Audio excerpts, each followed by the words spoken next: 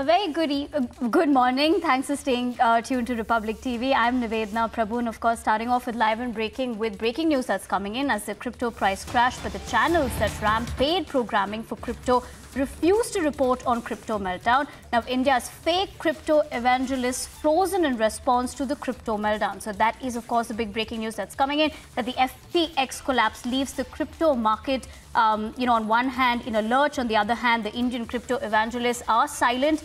Now, Indian crypto evangelists silent on the FTX fiasco. We'll try getting more inputs on this particular stories also that's coming in. But talking about the FTX collapse that leaves the crypto markets in a lurch on one hand, crypto prices crash on the other.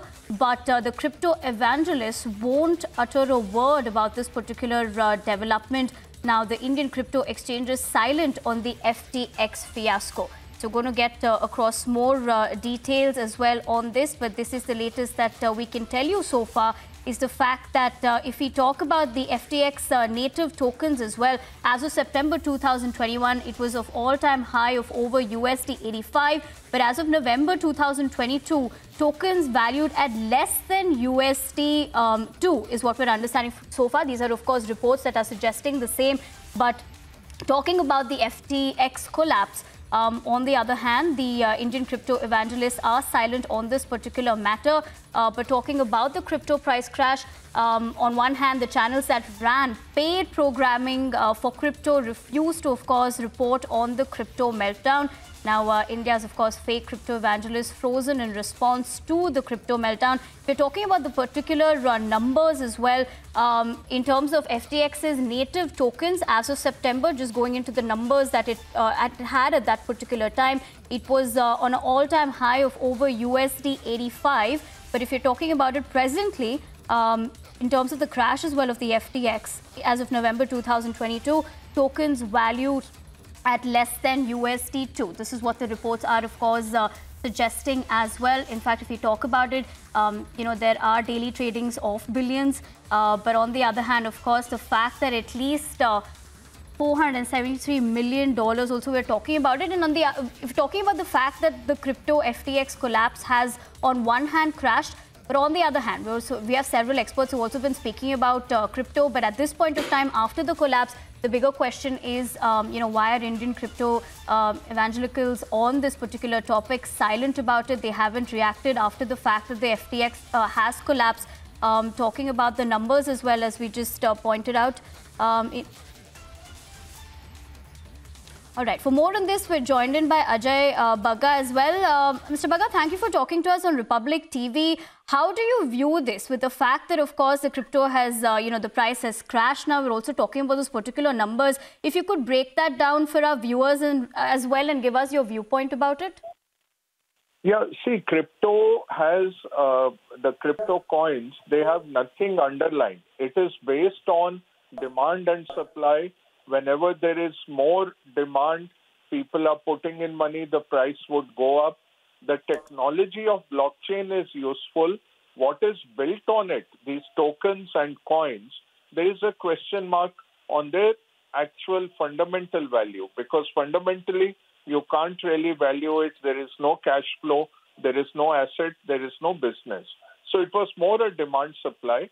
What has happened is a very big exchange, the number 2 exchange globally for trading crypto, and 130 company structure that was built on it called FTX, that has gone bankrupt. So what was getting valued about 2 months back at $32 billion is now reduced to zero.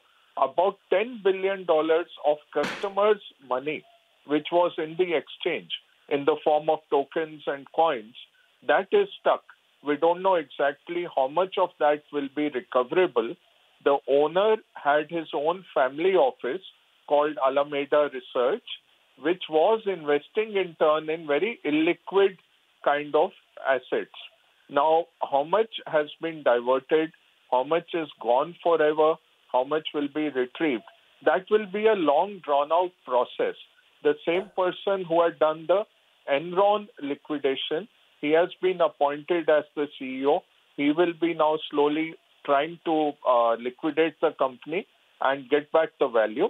But main thing is, over the last 1 year, something like Bitcoin has gone from $68,000 per coin to less than $16,000. Overall, from $3 trillion market cap, the cryptocurrency market cap today is about 600 billion. So there has been a huge loss to investors of about $2.4 trillion over the last 1 year. And the risk is now of contagion because lot of funds, lot of investors had parked their money in this FTX. They will all lose the money. They, in turn, will not be able to pay their customers. And so that is how contagion spreads. And this has become like 2008 Lehman Brothers was for financial markets. It has become the Lehman Brothers moment for cryptocurrencies. Also, just a follow-up question, of course, the topic of crypto, people have their viewpoints as well, but earlier Republic was also the only channel to really question the credibility of crypto. In your opinion, as an investor as well, what are your thoughts? Because, of course, many people have endorsed crypto previously. We've seen Bollywood celebrities also who have done the same. So your thoughts about just in general, the credibility of crypto? Yeah, it is like a Ponzi scheme. See, a Ponzi scheme runs when new investors keep coming in. And when new investors stop, it collapses to zero.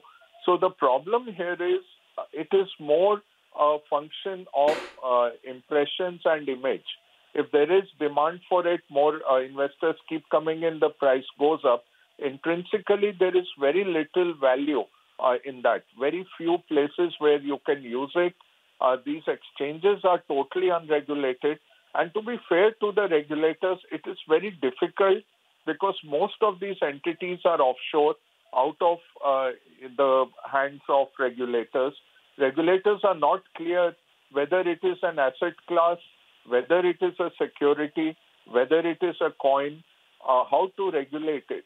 So, it has been something which has come out of nowhere in the last 10 years, and a lot of unscrupulous elements came in. More than 20,000 coins were issued, a lot of which are now down to zero. People have lost 100% of their money. Even these exchanges like this FTX, which are functioning, which are allowing you and me to trade on crypto if we want, they are unregulated. Unlike a stock exchange, they are very strictly regulated. Every format of there is regulated. Every day their balance sheet is under very strict control. Customers' money cannot be used by a broker or a demat or a stock exchange. Those are kept in separate accounts. So very strict rules are there for established stock exchanges.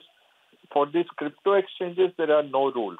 There is no entry barrier. You and I can set it up tomorrow. The technology is easily available. I can launch a coin in less than 4 hours. That technology is available. And you spend about 40, 50 lakhs in promoting it. And you can... Right, Mr. Ajay Bagga. Thank you for sharing your thoughts with us on Republic TV about the FTX crypto collapse as well. But we also...